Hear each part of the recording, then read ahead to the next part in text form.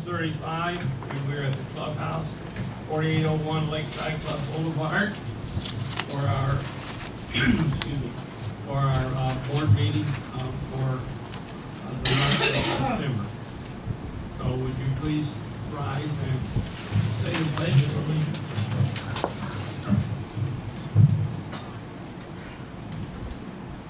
Allegiance to the flag of the United States of America and to the republic for which it stands, one nation, under God, indivisible, with liberty and justice for all.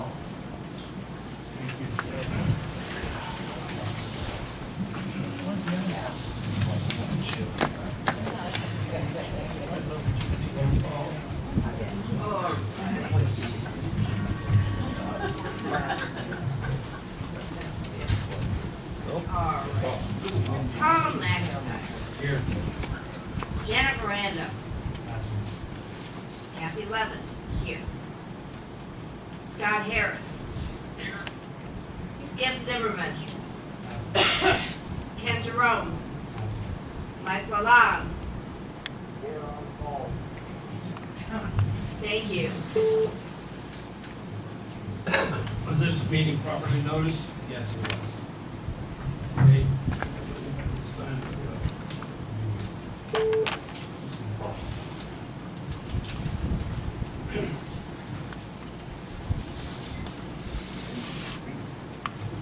There's no one signed up for the open forum, we'll just go on with our regular meeting. You have the reading and approval of the previous board meeting minutes. Okay. The August board meeting minutes have been compiled and posted on the website and also here in the clubhouse. And they are available and present for anyone to read. Do we want to read them or are we going to? Thank you, Scott. I have a second. I'll second it. I would. Motion been made that the minutes stand as read and posted and seconded. All in favor? Aye. Opposed? Passed. Manager's report. Good evening, everybody. It's been another busy month around the community. One of the things we need to talk about tonight is the new gate system that a lot of you are interested in. We're going to handle that in the new business, or in the old business section of the agenda, so we're going to move past that for now. One big change that happened this month that you may or may not be aware is that Michelle is no longer working with us as our administrative assistant. She got a different job closer to where she lives, down in Naples, and we wish her the best. We have a new assistant in the office. Her name is Pam. She's very nice if you've met her already. And she's learning, so bear with her for the first little bit here, but she's catching on pretty quick, and I think it's going to be overall a positive change.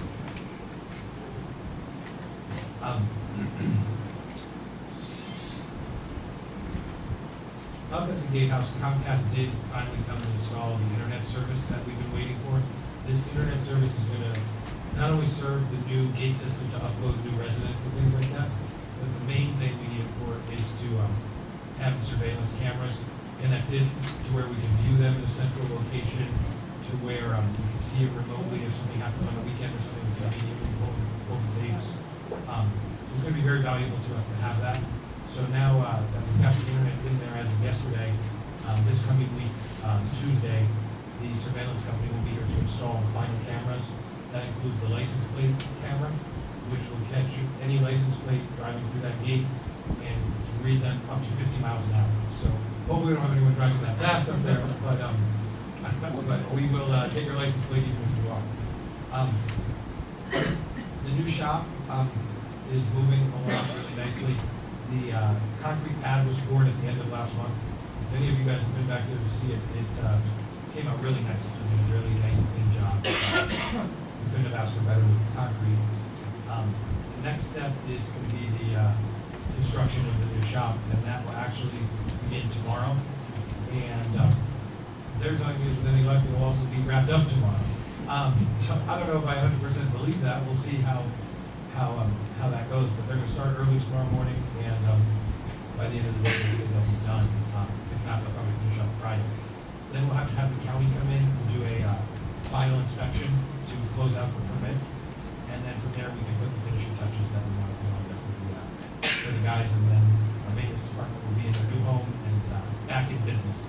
I want to thank, there were a couple of homeowners, they know who they are, that donated their garages while they were away to our maintenance staff in order to store our golf carts and our tools and our stuff that we use regularly. And we're very thankful to them because they kind of saved us in this time when we were displaced. Last month I reported to you about our irrigation system being hit by lightning and the labor-intensive process that it took to repair it. The repairs in total are close to $7,000. The landscape company, that Avant-Garde, our irrigation and landscape company, they're willing to give us a discount on that. However, we've turned it into our insurance company to get that covered, and I don't have any concrete information, but the adjuster was out here, he looked at it, we took pictures, we all signed affidavits confirming that it really was lightning here, and all signs point to the fact that we'll be able to recoup that money through insurance. Not 100% yet, I'll report back next month, hopefully I'll have some resolution, but it looks very much like we will recoup that money, so that's very good. About a month and a half ago, we did a additional treatment on the lake that we hadn't done in the past. It was a granular treatment, and it was to try and clear up some of the Vallisneria, which is actually an aquatic weed that grows underwater, and it can take over the whole lake. If you've been around the lake, you've ever seen those bunches of weeds that almost looks like a bird, like a nest or a silly string or something, just all bunched together. That's what that is.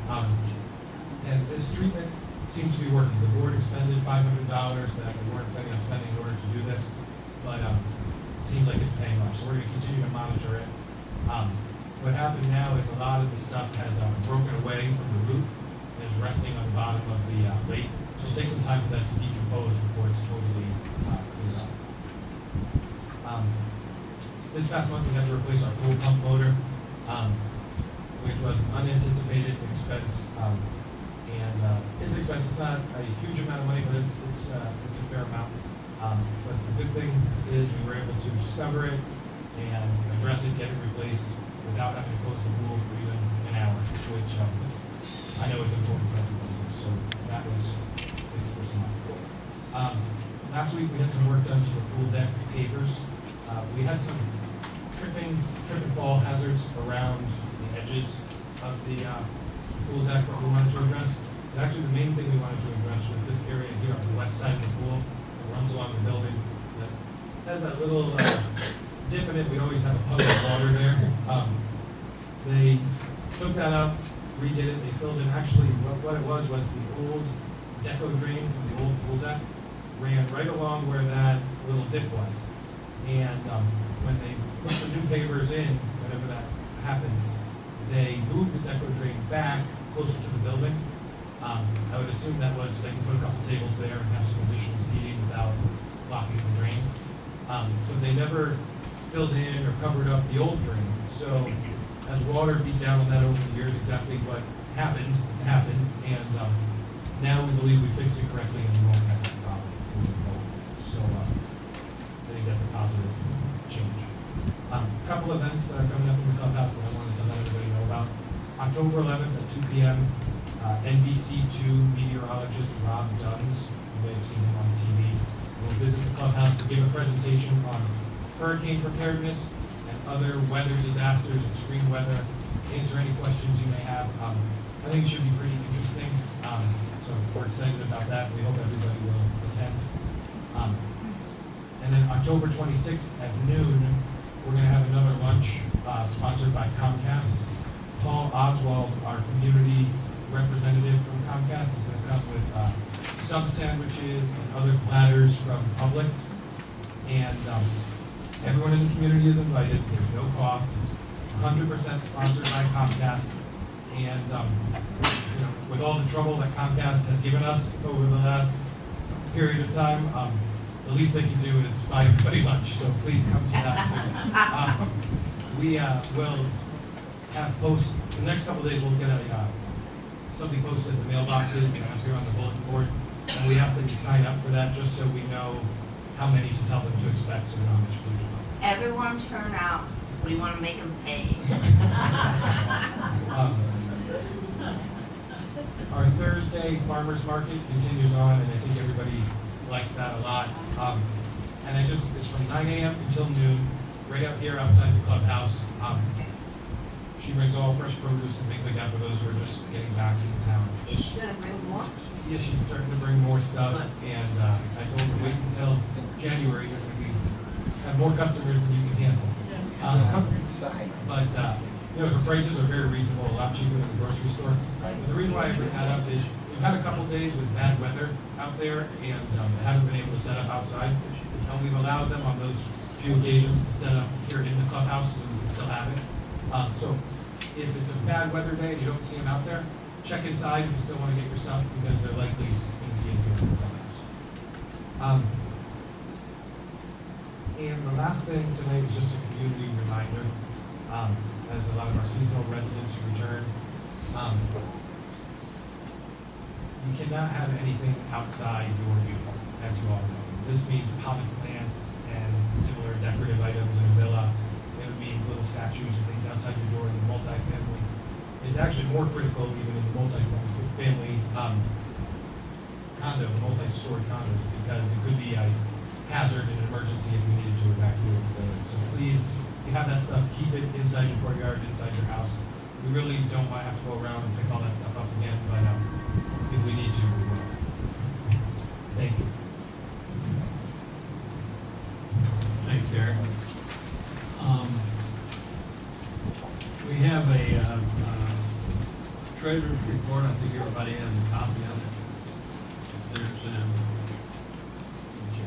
apologize that she couldn't be here tonight, but she did send the current balance sheet and income statement for anyone to review. I'm sure she'll be able to answer any questions for you.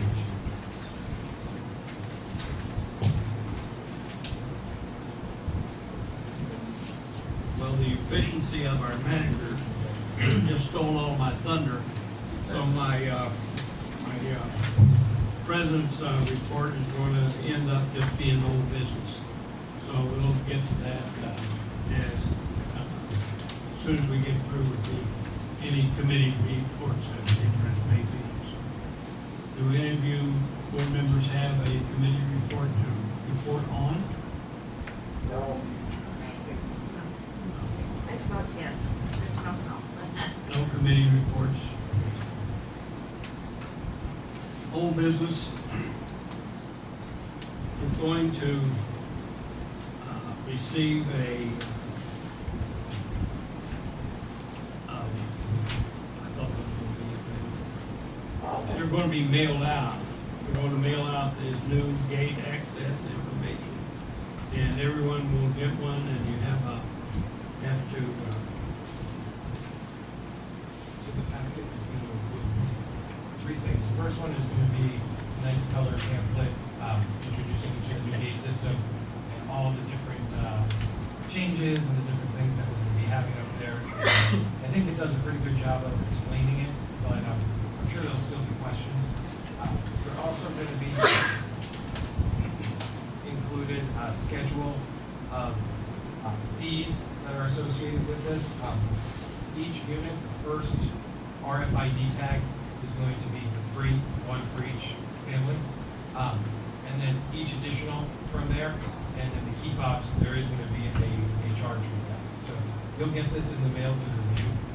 And then what we're going to do is beginning the first Monday in October, which is October 3rd, we're going to have every day here an hour in the morning and an hour in the afternoon to distribute this here from 10 to 11 in the morning or from 2 to 3 in the afternoon, Monday through Friday. You can come in and get your credentials, meaning your car RFID transponder or your key fob or both. And also, I'll be available to answer any questions we've been doing that through the month of October. The idea is, especially while a lot of people are back down visiting before they head back for the holidays, to distribute as many of the RFID tags and the different credentials you'll need to get in the new gate system now. So that way when you come back, you're established, you're set up, and there's no problem. One thing, when you do come in to get your RFID reader, you're gonna have your car with you, because Eric is gonna have to put them on himself. We will install it for you. We have to bring that in. You're also gonna have to bring in your car's registration with you, okay? So you're gonna get that pamphlet, a color pamphlet, then you're gonna get the schedule and the fees that you can look at. And then the last document you're gonna get, this is actually the most important thing in there, is the telephone entry box registration. And what this is there's gonna be a call box, very similar to the one that we've have had for many years. But it This will is- work. This is gonna be a 2016 model though, if you can imagine it, almost like a car. It has a much bigger display, it's a lot easier to use, big buttons that light up so everyone can see them at night and things like that. Each unit is gonna have their name and a 3-digit code that's associated with their name. If somebody either hits your name or punches in your 3-digit code, it's gonna call you on your phone, whether it be a cell phone or a home phone. That's up to you to decide. Each unit, though, can only have one phone number that it's going to call. There's a designate your number. It will call you. If I'm calling you from the gate, I'll say, hi, I'm Eric, I'm here to come and do whatever, and you'll decide to let me in by pushing 9, or to say, I'm sorry, I don't know who you are, I can't let you in, and hang up. So that's the way that's going to work, but it's very important that every owner is in the database. And the way you get in the database is by filling out and signing this form with the phone number that you want. And doing it this way to give everybody the opportunity to picture a number. We can go through our list and just put everybody's, whatever they have listed as their first number, but I don't think that's the right way because I think there's different circumstances for different people. So this is very important, and we're asking that we're going to send these out tomorrow and Friday, and we're asking that these be returned to us by the middle of October. So the sooner the better. So keep that in mind, that we're getting all this paperwork in the mail. We'll have extra copies up here if you have questions or need another copy. And hopefully we're going to try to make this transition as smooth as possible. Once we get through the transition part, I think everyone's going to be very happy and it's going to work very well. It'll be a lot easier than the current system. But there will be a little bit of a bumpy transition. We're going to try to make it as smooth as possible.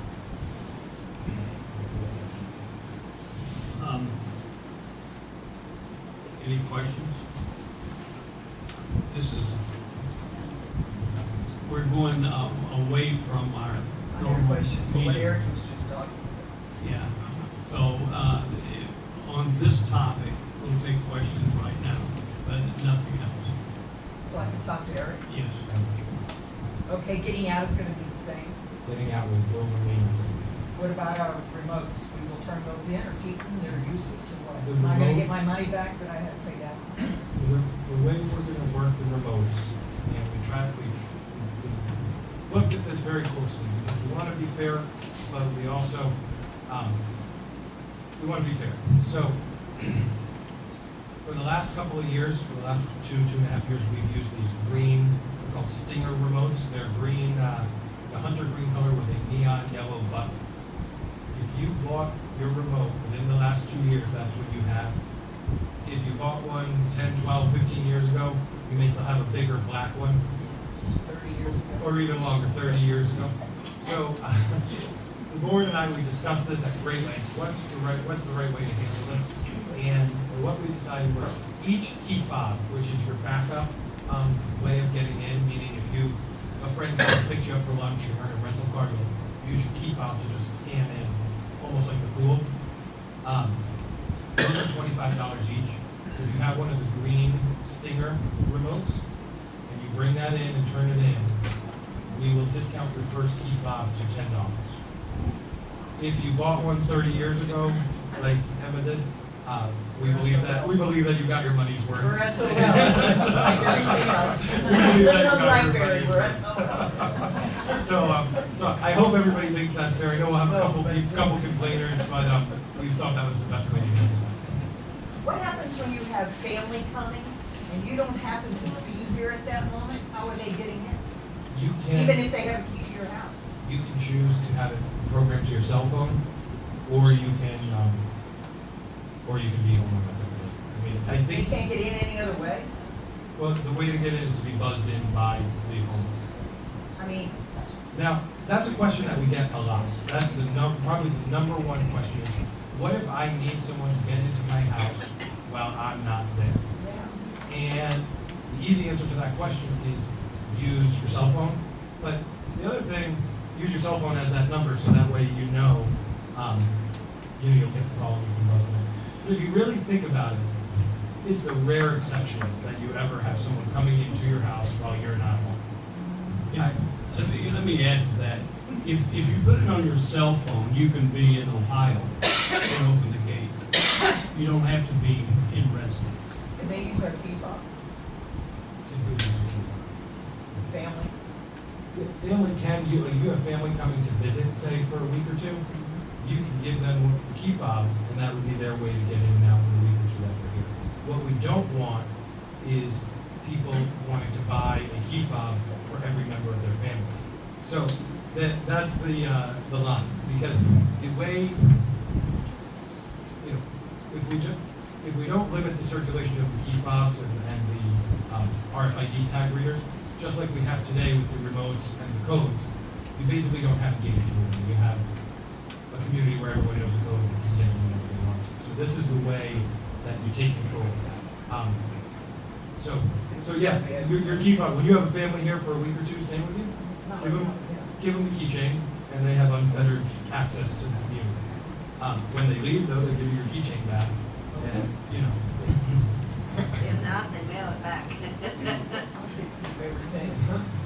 car, How much is the key fobs again? 25. And you have to pay for the first one, right? For the first window card Well- detail is free. The first key fob. For is- the window sticker, Yeah. that's free. Yeah. Okay. But for the fob, it's $25. Yeah. What's the cost of that to the association? Off the top of my head. I think it's a lot of money, to tell you the truth, personally. Some people can't afford it. You know, some people can, some people can't. I know you'll hear a lot of ins and ahs and stuff, you know. But $25, I think the first time you should, all the owners should get one.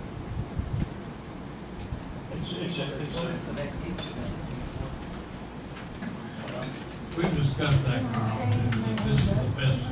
Well, let me ask you this, when did the board did all this discussion about this, and when did the board make this decision? Was it at a board meeting, or was it just on a, private meetings here and there? It was during our agenda meetings. So we meet 3 at a time since we can't have. Yeah, you 4. can't have more than that, yeah. So we meet 3 at a time when we discussed it at that time. And that's the conclusion that we came to. Now, some of You, them, you really don't know how much the fobs cost then? off the top of my head, I don't know. But we try to keep it as close as possible to what they are. Now, the fobs, the way the fobs are structured is they have, like where I lived, I just moved out, where I lived, if I lost my fob, I can't remember if it was $85 or $100 if I lost it. Not because they cost $100, but because they don't want you buying fobs and giving them out to them.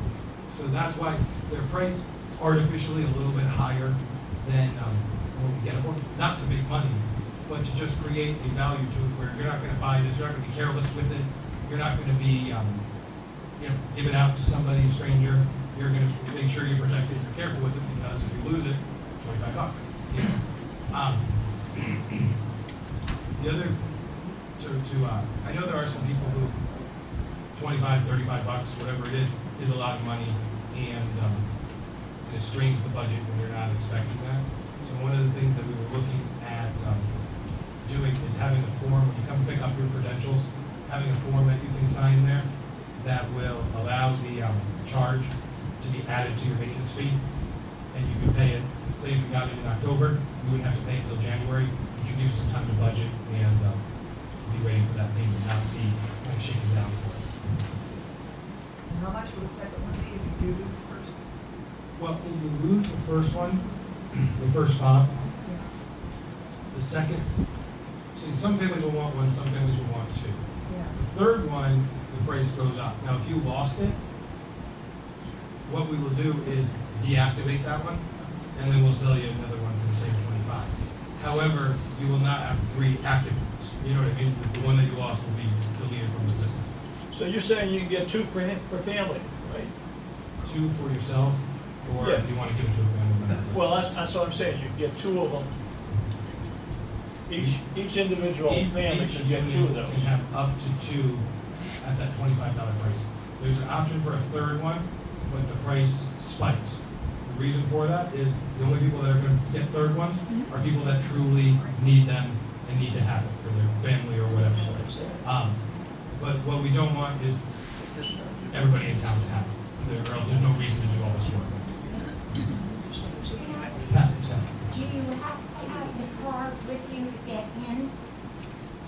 if you're in your own car, Right. there'll be a window. It's a So transponder. in other words, is you what really we're don't calling it. have to park. or- You don't have to do anything. The only time you need that fob is when you're in a rental car or you went out with some friends who don't live here and they're dropping you back off, things like that. Or if your kids are in town visiting, you want to give it to them and use for them. So, I want to make sure that I'm clear on this. So we have 2 cars. We have 2 of the green fob, or 2 of the green clickers. So we're gonna pay $20 to get whatever we need to replace the green clickers, correct? Because we have 2. We bought 2. Your 2 cars, We have 2 cars, your 2 cars right? would have RFID transponders. Right, The first one would be free. okay. The second one would be $10. So that's what everybody who has 2 cars in here is gonna pay, $10.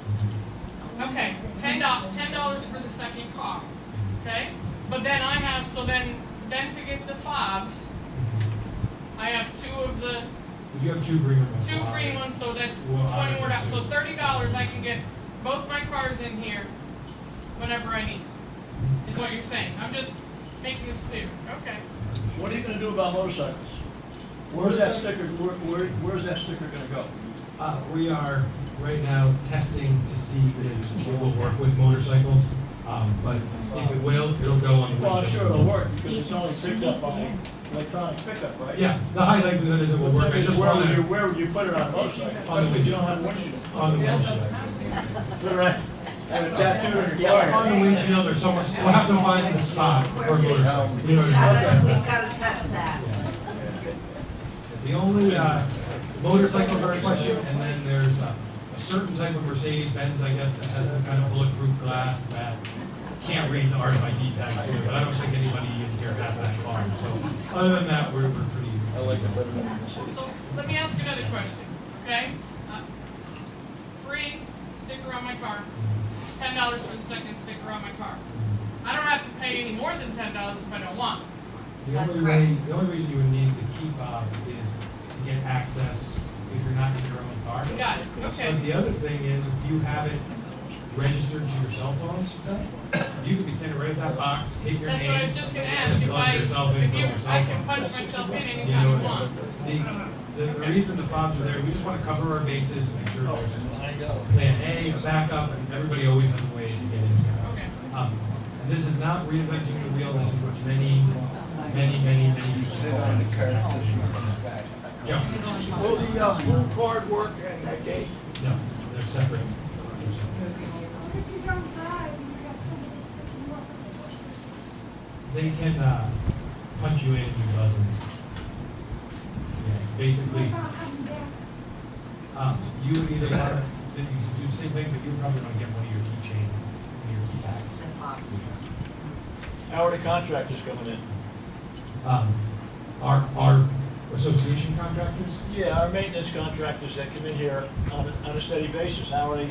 our associates, like the land, like Avant-Garde, our landscapers, we'll give them access to the community. How we do that isn't really relevant right now. But our association contractors will have access. Now, your contractors that are coming to your house, like say if your air conditioner breaks down and you gotta have, ABC air conditioning come in and fix your air, they'll find your name in the box, you'll know they're coming, you'll find your name in the box, dial you, and you push 9 on your phone and it opens the gate for them. And instead of just these guys showing up whenever you want to, you know they're coming in 5 minutes because they just came through the gate. It's actually kind of nice. to have. I got one other question and I'll shut up. Sure. On the register, when you're coming in, well, this is important, on this register when you come in, let's say Pat here, you wanna come in and you wanna harass Pat. Pat's name is on a register, and there's a number there.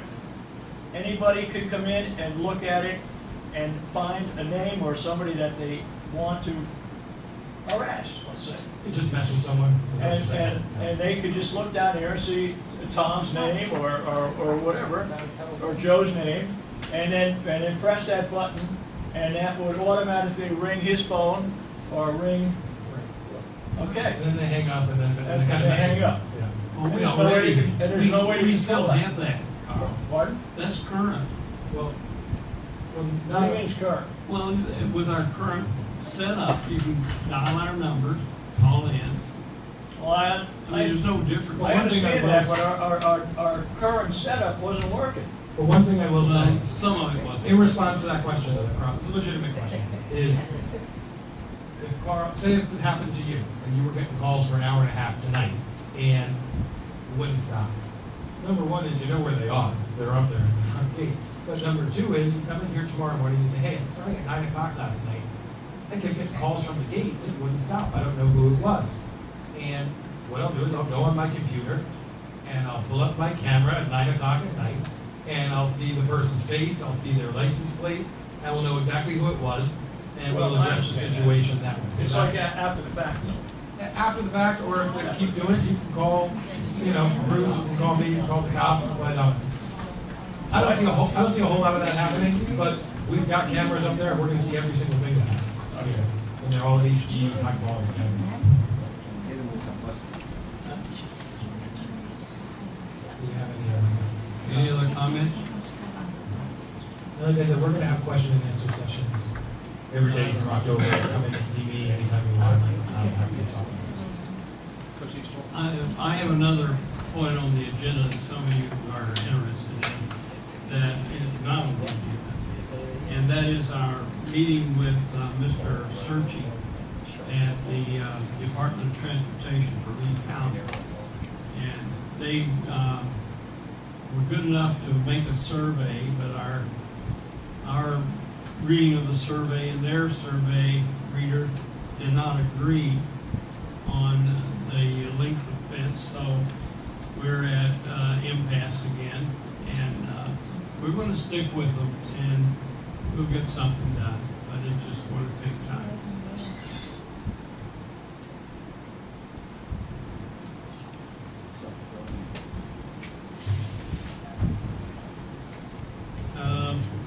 I guess Comcast did show up to fix our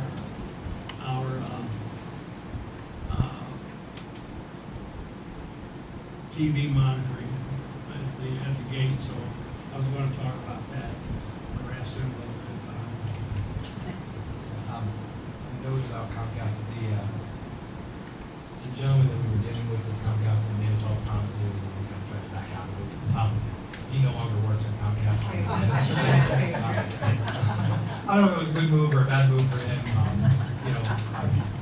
We wish him the best, but he no longer works at Comcast, so maybe we'll get somebody in there who actually does what they say they're going to do. Okay. Is there any new business to be brought up before the board? Board members? Nothing? We don't have Janet here, so we have to have somebody to make a motion to adjourn. I make a motion that we adjourn. Motion been made and seconded, we adjourn. All in favor?